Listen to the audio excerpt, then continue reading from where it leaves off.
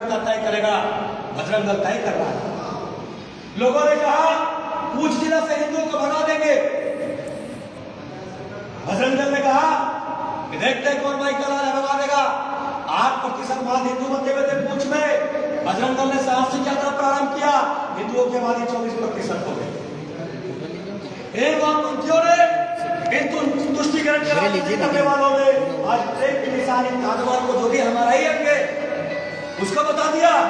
अरे मूर्खों, राम सेतु को भूल गया। राम सेतु हमारे प्रेम की निशानी है, त्याग की निशानी है, हमारी समर्पण की निशानी है। हमने वो परिचय दिए विश्व में जिसकी गौरव गाथा पे आज विश्व चल रहा है। हम उस देश के निवासी हैं जहां पे भूगोल के सबसे बड़े खगोल विद्या आर्यभट्ट का जन्म हुआ, जहां पे गणित के सबसे बड़े गणितज्ञ बोधायन जी का जन्म हुआ। हम उस देश के निवासी हैं जो पुष्पक विमान को सबसे पहले बनाने वाला देश है। यहाँ पे भारद्वाज जिसने विमान का चिकित्सक विज्ञान में चरक सुश्रुत जैसे महान संत ऋषि हमारे यहाँ आए।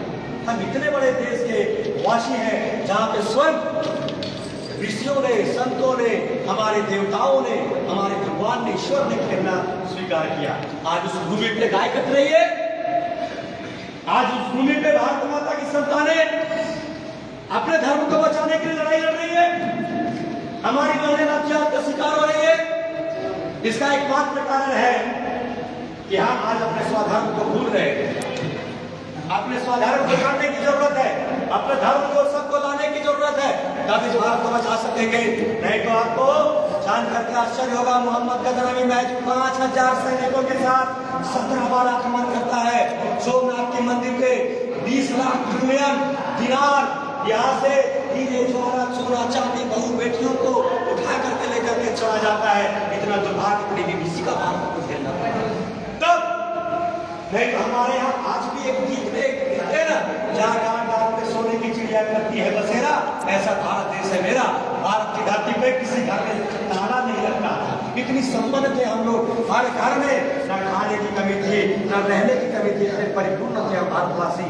लेकिन कितने बार इन साकों ने, इन यवनों ने, इन डचों ने, इन फ्रांसीसर्सों ने, इन ब्रिटिशर्स ने, इन मुगलों ने, इन आतताइयों ने हर बार हमारे ऊपर इतना अत्याचार किया कि हर बार हमारे पूर्वजों ने इनके साथ लड़ाई लड़ते हुए अपने प्राणों का बलिदान दिया, लेकिन धर्म नहीं बदला। और जब बदले उनकी स्थिति आज ऐसी है कि वो विदेश भी जाते हैं यात्रा करने के लिए, उनकी पहचान हिंदुस्तानी से होती है।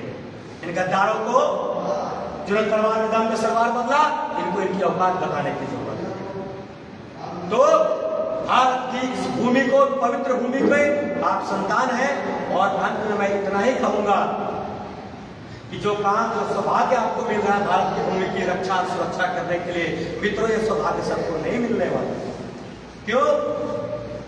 अगर एक माता पिता के 4-5 संतान रहते, लेकिन आप देखते हो इस घर की स्थिति कि भाई भाई में आपस में बिखराव के चलते घर में कलेश उत्पन्न होता है, माता पिता को भी समस्या होती है। लेकिन उसी में से कोई एक ऐसा होनहार पुत्र होता है जो अपने माता पिता की रक्षा और सुरक्षा की पूरी जिम्मेवारी लेना चाहता है। उसी प्रकार से मानते हम 100 करोड़ हिंदू यहाँ है, कुछ को सेकुलरिज्म का नशा लगा है, कुछ को भाईचारा का नशा लगा है, कोई दिक्कत नहीं। लेकिन हम जितने हैं हम उतना तय करें कि माँ तुम्हारी आबरू को, माँ तुम्हारे शरीर में मैं गौ का वध नहीं होने दूंगा।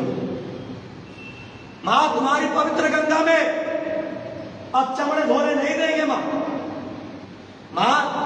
यमुना तुम्हारी अब जल में मैं अपवित्र होने नहीं दूंगा। माँ तुमने सदियों तक हमको सींच करके पवित्र भूमि पे आकर के तुमने हमें जीने का वरदान दिया। माँ अब इतना फर्ज तो मुझे बनता है, इस भारत की भूमि को फिर से अखंडित करने के लिए हम संकल्पित हैं। इतना हम कर सकते हैं, नहीं कर सकते? कर सकते हैं। इतना दुनिया का कोई संगठन नहीं, इतनी बड़ी ताकत बजरंग दल की जैसा कि एक दिन में अगर वो तय किया बजरंग दल ने आज कि हजारीबाग जिला के हर प्रखंड में अखंड भारत संकल्प दिवस मनाएंगे, तो हर प्रखंड में संकल्प दिवस हो रहा है। इतना बड़ा संगठन कहीं नहीं। इतने बड़े संगठन का घटक होने का हमको गौरव प्राप्त है।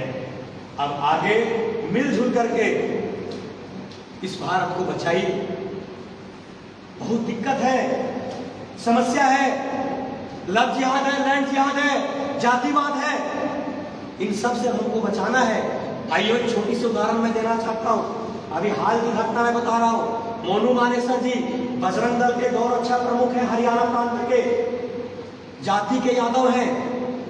उन्होंने एक आह्वान किया कि चलो हिंदू वीरों, ब्रजमंडल की यात्रा करेंगे, नूह में जहां पे हमारे शिव जी हैं, आराध्य हैं, वहां पे हम जल चढ़ाएंगे। हजारों हजार हिंदू निकल पड़ते हैं।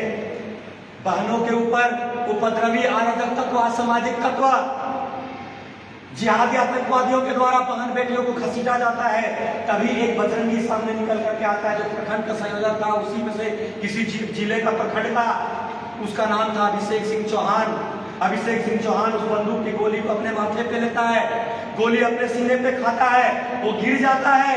वो जो महिला का जिसकी जान उसने बचाता है, वो प्रत्यक्षदर्शी बोल रही थी कि वो गोली खाता है नन्हा सा लड़का हमको बचाने के लिए। जब वो गिर जाता है तब भी आतंकवादी उपद्रवी नहीं रुकते हैं और उसकी तलवार से उसकी धड़क को लग करके मरा हुआ लाश को भी, मरा हुआ उस बजरंगी को भी वो गर्दन से धड़ के अलग कर देते हैं। आप विचार करिए, अगर एक यादव के आह्वान पर एक राजपूत का बच्चा अगर एक बहन को बचाने के लिए अगर आगे बढ़ता है, एक ब्राह्मण प्रदीप शर्मा जो अपने बजरंग दल का कार्यकर्ता था, अगर अपने रक्त से हिंदू समाज को बचाने का काम करता है, तो जातिवादी कहाँ है भैया बताइए? बजरंग दल आरएसएस विश्व हिंदू परिषद में जातिवादी होगा तो मैं नहीं मानता।